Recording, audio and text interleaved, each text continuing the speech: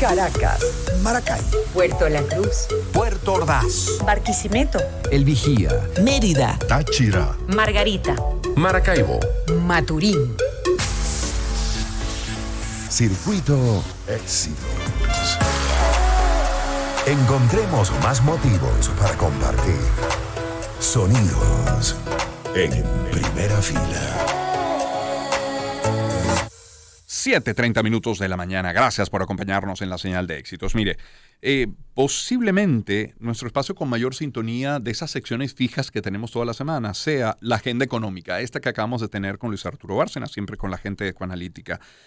En general, los espacios vinculados con la economía, cuando tratamos el tema económico, y eso uno lo confirma viendo cómo se mueve las estadísticas de las plataformas de la radio, plataformas digitales, quiero decir. Ahora, en Venezuela la economía está estrechamente vinculada a la política y viceversa, por lo que tenemos también que hablar de política. Y lo hacemos en esto que los productores del espacio han llamado hoy Radiografía del País y con dos expertos en la materia. Uno, lo tenemos en el estudio, es Luis Vicente León, economista, presidente de Data Análisis. Luis Vicente, bienvenido. Encantado. Y tenemos vía telefónica, vía remota, a Luis Salamanca, doctor en Ciencias Políticas, politólogo, abogado, profesor universitario, presidente del Observatorio de la Democracia en Iberoamérica. Profesor, doctor Salamanca, qué gusto saludarle. Hola, buenos días. ¿Cómo está, Román? Muchas gracias por la invitación. Saludos, Luis Vicente. A ustedes por atendernos a ambos. Yo quisiera, antes de entrar en materia, en lo grueso, en lo que ha sido noticia en los últimos días, plantear por qué es importante para el oyente, Luis Vicente, quien ahora está llevando a sus chamos al colegio, quien está en la cola para llevar al colegio, camino a su trabajo, hablar de política. O dicho de otra manera, ¿qué consecuencia trae para la vida de un país no hablar de política, ignorarlo, fingir demencia? Sí, bueno, tú has hablado de un punto que para nosotros es fundamental. Lo hemos visto de una manera reciente, pero no tan nueva. Ya hay un par de años en el cual, cuando tú mides qué es lo que la población busca en términos de noticias, en medios de comunicación, tanto convencionales como alternativos, hasta el año 2021, la primera búsqueda era política. Era completamente lo contrario a lo que estamos viendo ahora. El interés, el centro, el foco, la búsqueda era absolutamente política. Más bien, el resto de los temas estaban completamente rezagados.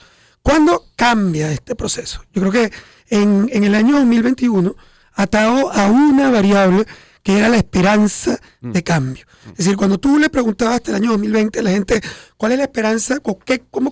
¿Cuánto tiempo crees tú que esto demora en cambiar? ¿O cuán confianza tienes tú en que la oposición es capaz de provocar un cambio político?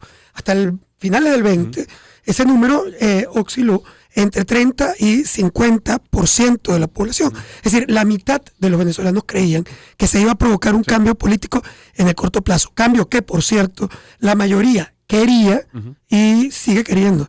La mayoría de la población en este momento, estamos hablando de 61% de los venezolanos, quieren un cambio político. Pero cuando hoy les preguntas, ¿tú crees que la oposición institucional es capaz de provocar un cambio político en Venezuela en los próximos 12 a 24 meses? La respuesta ahora es negativa. Solo el 9% de la población, es decir, 1 de cada 10 venezolanos cree que nosotros somos o estamos frente a la posibilidad real de un cambio político. Cambio político que deseas. Es decir, no se puede confundir el deseo de la población, que es mayoritariamente por el cambio, a la esperanza que tiene que ese cambio ocurra. Y como no tiene esperanza que el cambio ocurra, ¿qué es lo que ocurrió? Bueno, básicamente se genera un cortocircuito entre el interés de la población y la política, porque al final sienten que están perdiendo un poco el tiempo, que pasaron demasiados años completamente concentrados en la búsqueda, en la noticia, incluso en la lucha y la participación política, en los partidos, en las protestas, en la calle, etcétera, y de repente sienten que eso ya no los conduce para ningún lado. Si tú no tienes esperanza de que eso produzca un cambio, comienza a ser demasiado altos los costos de la participación y los costos del interés. Porque al final empiezan a decir, mira, ¿sabes qué? Déjame ver cómo yo resuelvo mi vida. El que se fue básicamente Venezuela, que tomó una decisión. Sí. Algunos se fueron obligados, otros se Sí. fueron. Cuando te fuiste, ya tú tomaste una decisión y te interesa la política, pero empiezas a estar interesado también afuera en cómo vives, cómo produces, cómo resuelves el problema de vivienda o de educación o tu problema de visa. Lo mismo que si decidiste quedarte. Cuando te quedaste, si tú perdiste la esperanza de que se puede producir ese cambio político, entonces tú tienes que buscarte la vida. Y entonces te interesan cosas que tú sí puedes controlar. Por ejemplo, oye, me interesa saber qué es lo que está ocurriendo en el plano económico porque afecta a mi vida todos los días de manera directa y podría tomar información que me permita decidir. Eso tiene un componente terriblemente pragmático, que es una población que está buscando cómo vivir, ni siquiera sobrevivir, cómo vivir en el país que tiene, sin esperanza de que eso va a cambiar políticamente. Tiene el componente negativo que tú has colocado sobre la mesa, que es que, por supuesto, si tú deseas cambio, si tú no participas en ese cambio, si tú no te integras, si tú no estás en los partidos, si tú no votas, etcétera, si tú no estás ahí, la probabilidad de cambio se reduce. Por lo tanto, tú estás jugando justo contra tu propio deseo. Doctor Salamanca, ¿coincide? Bueno, ¿en qué punto? Porque planteó una docena de puntos Vicente Leo. Bueno, mira, yo primero quiero comentar sobre la pregunta inicial que tú hiciste, Román. Sí. El mensaje a esa persona que está en la cola, ¿no? Sí. Yo le diría que lo económico es político, lo social es político, la situación que está viviendo seguramente que no le alcanza para llegar a fin de mes y que vive pensando fundamentalmente en cómo conseguir plata para sobrevivir, eso es política. Y que irremediablemente tenemos que asumir eso como político y buscar un camino político. Tomar una decisión política, sea en el sentido que dice Luis Vicente, o sea en el sentido que se nos va a plantear cuando toque tomar la gran decisión política, y ojalá que el contexto para tomar esa decisión política sea democrático en lo más posible, ¿no? Dentro del contexto que vivimos actualmente. Y en segundo lugar, y le quiero comentar a Luis Vicente que obviamente dentro del análisis estrictamente encuesteril, si esa palabra existe, es posible decir eso que él dice, pero hay que agregarle a ese análisis de encuesta, hay que agregarle el elemento propiamente electoral. Y es aquí que cuando los venezolanos nos encontramos ante una situación electoral con ciertas condiciones que incentiven el voto, por ejemplo, 2015, por ejemplo, el 9 de enero del 2022 en Barinas, los venezolanos mayoritariamente se anotan en esa vía. O sea, yo creo que ciertamente hay corrientes en el electorado de decepción, de escepticismo, pero que no llegan todavía, a mi manera de ver, no llegan todavía mayoritariamente a la decepción, a la desesperanza y al fatalismo, que es lo peor que nos puede pasar. Es decir, el de que aquí no se puede hacer nada y que todo está listo y que ya, bueno. Entonces, creo que hay que agregar ese elemento, porque en este momento yo le diría a Luis Vicente, vamos a chequear esos mismos cómputos que señala el encuestador dentro de 12 meses, es decir, después que se den las primarias, por ejemplo. Y yo creo que ahí vamos a poder ver otra conducta, otro componente que a lo mejor no se está viendo ahorita porque estamos hablando en un vacío, digamos, electoral. Y ciertamente lo electoral, aún en el contexto en que vivimos actualmente, lo electoral sigue siendo la fuerza movilizadora por excelencia. Claro. Mi próximo planteamiento. Yo haría ese análisis, digamos, para el momento en que se hace la encuesta, pero no como proyección, digamos, definitiva, y mucho menos para el futuro, porque el futuro las cosas pueden cambiar de acuerdo con si se dan estas cosas que se están produciendo dentro de la oposición. Es la voz del doctor Luis Salamanca. De hecho, mi próximo planteamiento tiene que ver directamente con lo electoral, pero Luis Vicente, seguramente le querrás comentar algo a Sí, profesor no, es que yo estoy completamente de acuerdo. Estamos hablando de la foto, básicamente, de este Hoy, momento. exacto. Desde el año 2021, al principio del 2021, cuando realmente empezamos a ver la pérdida de conexión con el tema político, con la noticia, con los temas, con la participación, con los partidos, con los liderazgos también. Porque al final de cuentas, hasta el año 2020 todavía los líderes políticos convencionales tenían algo de niveles de soporte popular más o menos relevante, arrancando por el mismo Juan Guaidó, que llegó a tener en su momento, en el año 2019, cerca de 61% de respaldo popular. Hoy eso no existe en ningún tipo de liderazgo. No hay nadie en Venezuela dentro de la oposición, que digamos de la oposición convencional, nadie tiene más de 24% de evaluación positiva. Es decir, estaba hablando de que 3/4 partes de la población evalúa negativamente,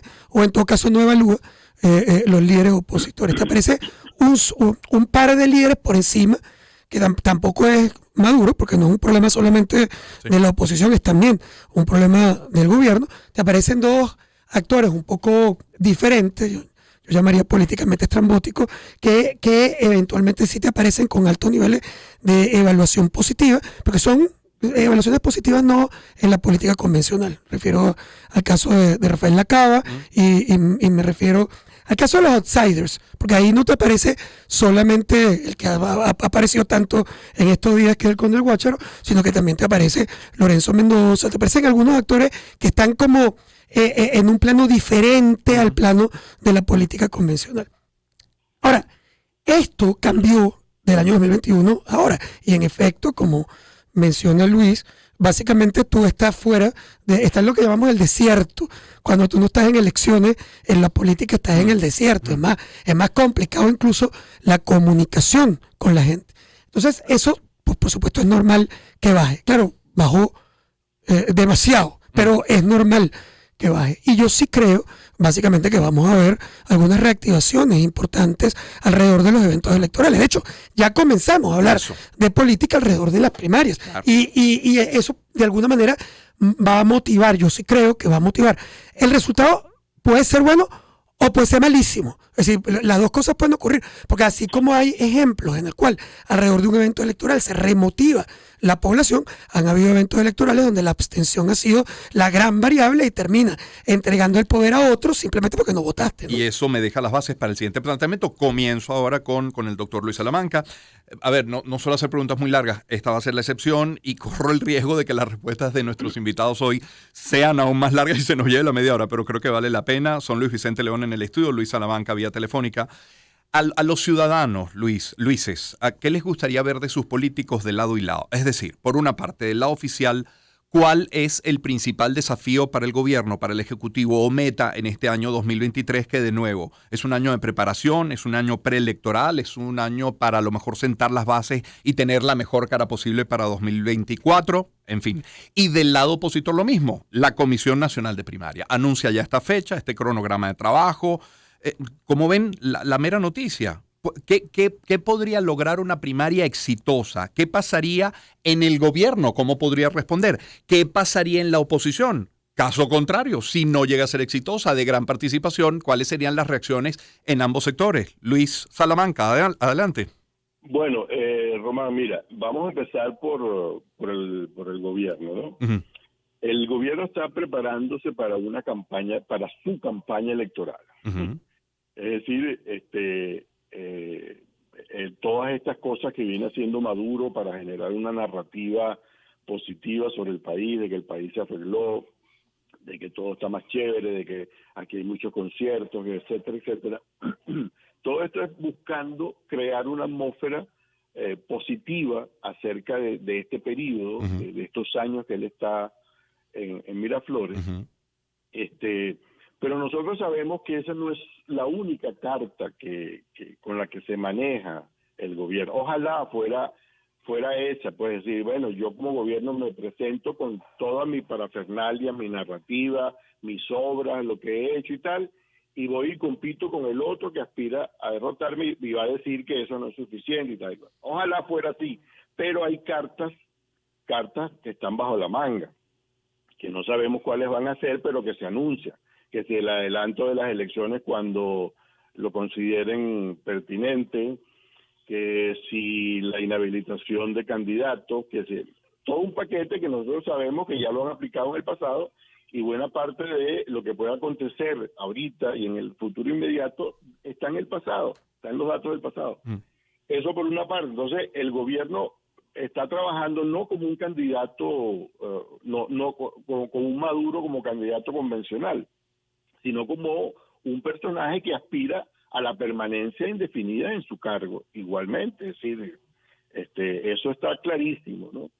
Entonces, por el lado de la oposición, la situación es más complicada porque la oposición se ha fragmentado, la han fracturado también desde el gobierno, la han fracturado, la han dividido, la han penetrado, pero se va haciendo un camino, se está construyendo un camino vía las primarias que yo creo que ya está empezando digamos, a recuadrar el debate político nacional entre ese tema de la primaria y lo que haga el gobierno. Entonces, yo veo cada día más interés en la población por las primarias, veo que hay encuestas que hablan de un altísimo porcentaje de personas dispuestas a participar y a votar en las primarias, lo cual podría hacer esas primarias otro récord mundial después del 2012, cuando Capriles logró ganar en un certamen donde participó más de 3 millones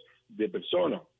Entonces, yo creo que, digamos, para la oposición tiene que hacer ese camino y tiene que estar preparada para las cartas bajo la manga que tenga el gobierno, y ahí es donde la cosa se va a poner muy dura, se va a poner muy difícil.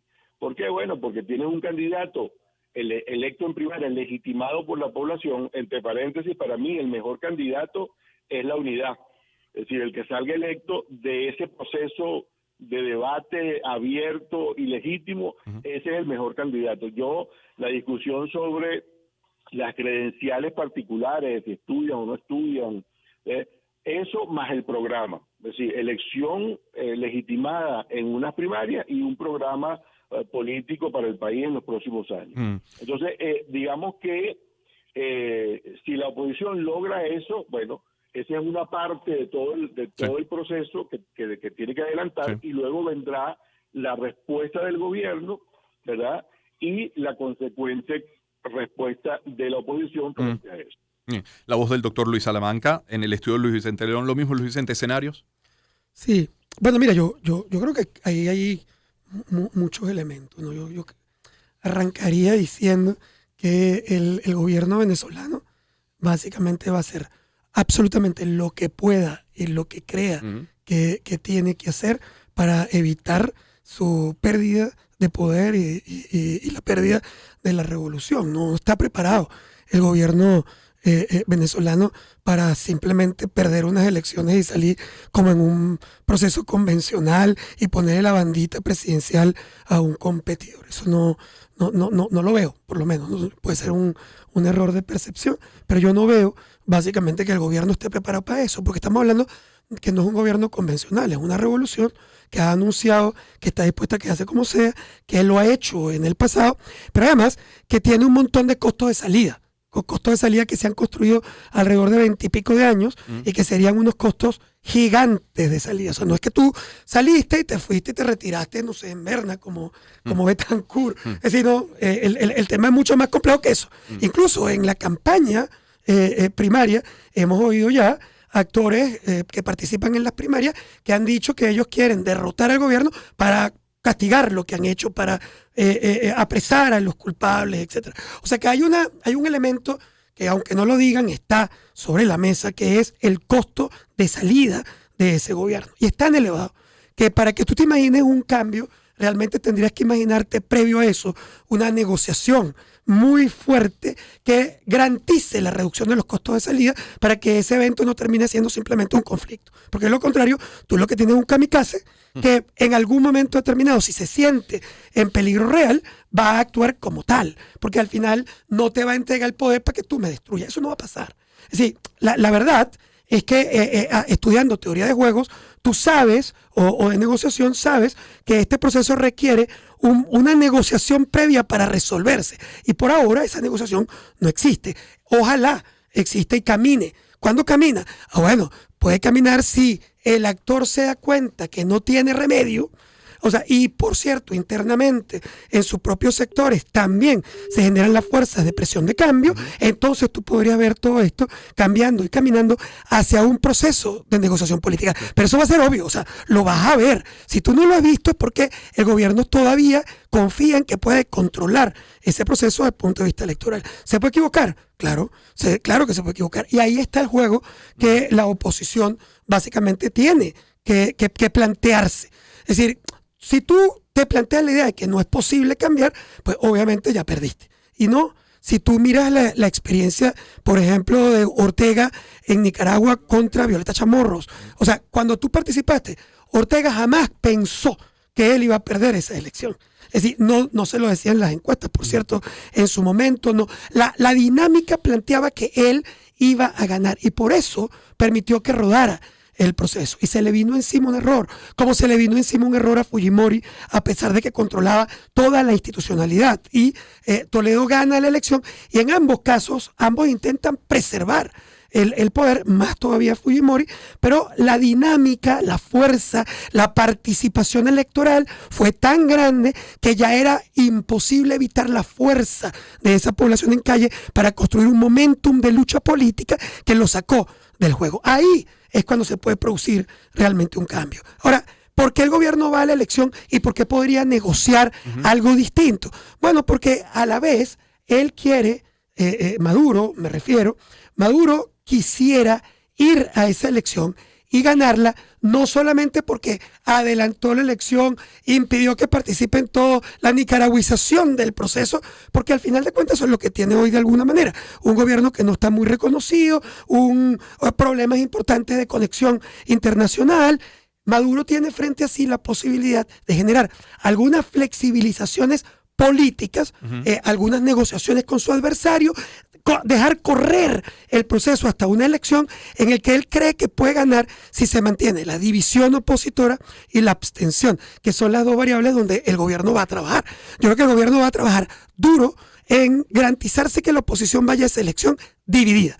La primaria es un juego en contra. La primaria intenta evitar esa división, pero no es perfecta y va a ser compleja. Y ya sabemos que van a haber otros candidatos opositores sobre la marcha. La primaria tiene que ser muy buena, como lo ha mencionado Luis Salamanca, con una gran participación que legitime además a un actor o actriz con una posición muy fuerte de votación para minimizar el impacto de los candidatos que de todas maneras van a participar por fuera de esas elecciones primarias. Si eso ocurre, si tú logras un candidato unitario fuerte, ahí, y coincido completamente con Luis, también de todas maneras veremos la reacción del gobierno venezolano, que no será esperar entregar la bandita en el Teresa Carreño. O sea, va a ser también actuar políticamente como ya sabemos que actúa. Y ahí veremos qué pasa, ¿no? Doctor Luis Salamanca, ¿qué reto de generar esperanza otra vez en un proceso como la primaria o el electoral presidencial de 2024,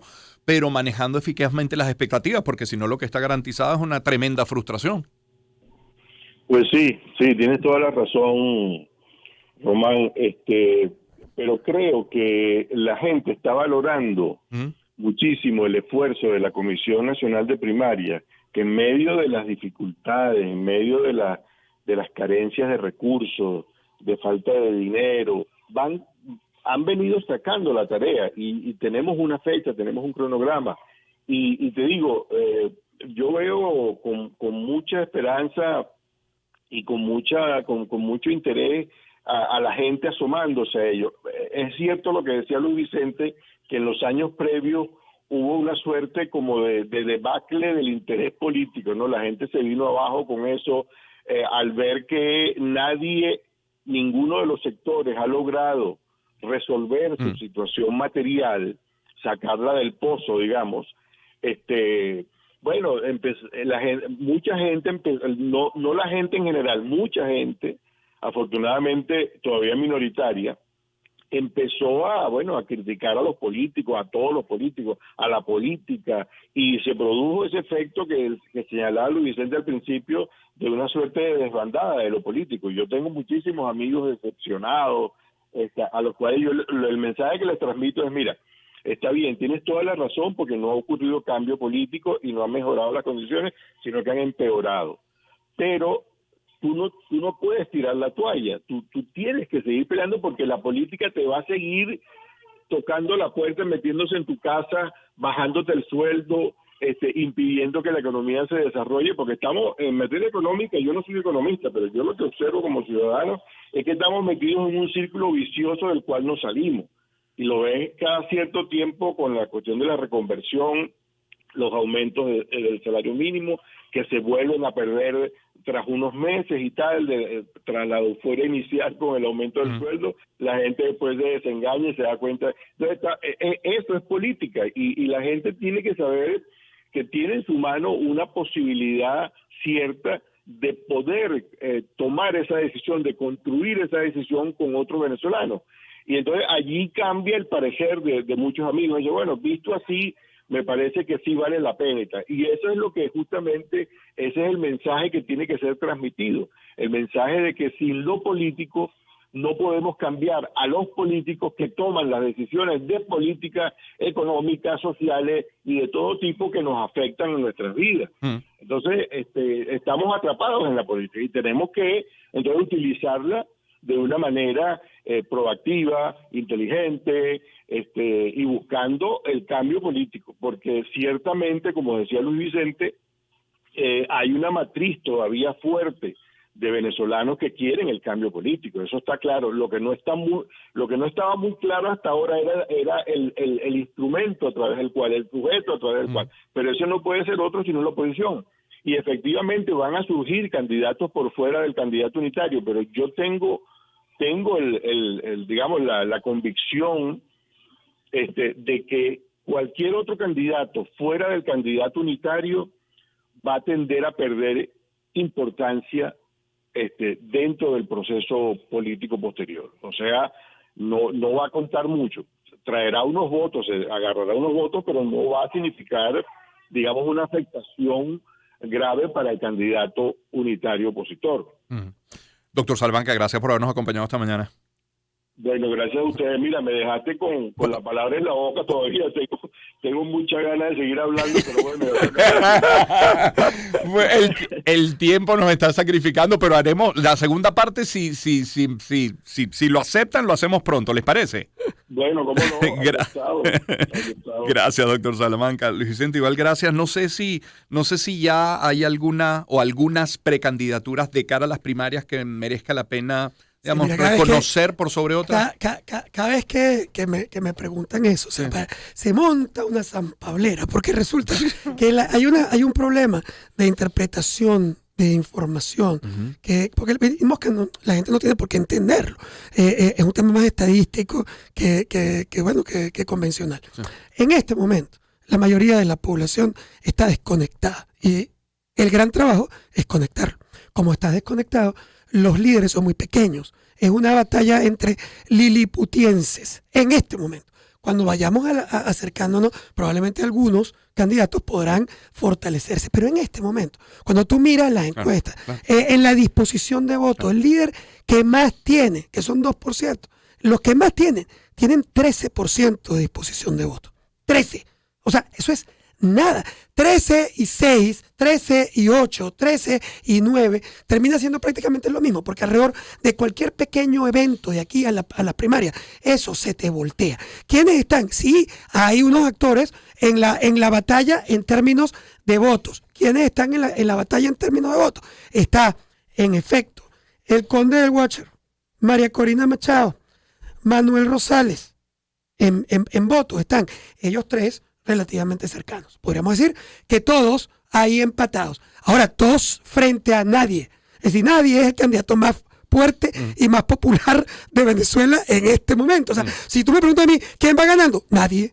Ahora, ¿quién está de los que sí son alguien específico? ¿Quiénes están ahí básicamente en la batalla? Están en la batalla 3 actores o 4, que por cierto, porque ahí le puedes agregar a Capriles, esos 4 actores que son además bastante convencionales, con excepción del Conde de Guacharo, representan lo que nosotros llamamos, más que líderes, segmentos, que son a los que nosotros tenemos que seguir de aquí a la primaria. El segmento moderado. El segmento moderado está representado por partidos tradicionales, pero que tienen también concejales, alcaldes, gobernadores, partidos, capacidad de movilización, que son fundamentales en una elección primaria. Tienes el radical, que ahí tienes una casi monopolización, porque en el otro está Rosales, está Capriles, están surgiendo otros actores como Carlos Ocariz, Prosperi, todos ahí en ese segmento, digamos, que uno conoce moderado, aunque el caso de Ocariz intenta ir más bien por la irreverencia en su estrategia. Pero si tú te imaginas una alianza entre Rosales, Capriles, Prosperi, eso es una alianza que desde el punto de vista de primarias será muy fuerte porque tiene capacidad de movilización. Pero se enfrenta al segmento radical, donde está María Corina monopolizando básicamente el proceso. Ahí está Guaidó también, pero María Corina es infinitamente más fuerte en términos de su crecimiento. Y se enfrenta de tú a tú con los moderados, con lo cual ahí tienes unos segmentos que hay que seguir. Y el tercer segmento es ese segmento irreverente, que es donde está el Conde del Guácharo, o estaría Lorenzo Mendoza si hubiera dicho que quería ir, o donde intenta apelar Ocariz siendo un irreverente interno, haciéndome a culpa, etc. ¿Qué buscan ahí? No buscan presentarse como un actor que va a ser un gran presidente, que tiene un gran programa. Buscan capitalizar la rabia y la desesperanza, diciendo vota aquí, porque aquí está votando en contra de todo lo que tú eventualmente ves ahí, en los radicales y en los moderados. Esos son los segmentos que tenemos que seguir y hoy ninguno de ellos es favorito. Gracias, Luis Vicente. Luis Vicente León con nosotros la mañana de hoy, igual el doctor Luis Salamanca, 8 de la mañana, con 1 minuto al regreso de la pausa, nuestra rocola de esta semana, segunda con Yasmil Marrú.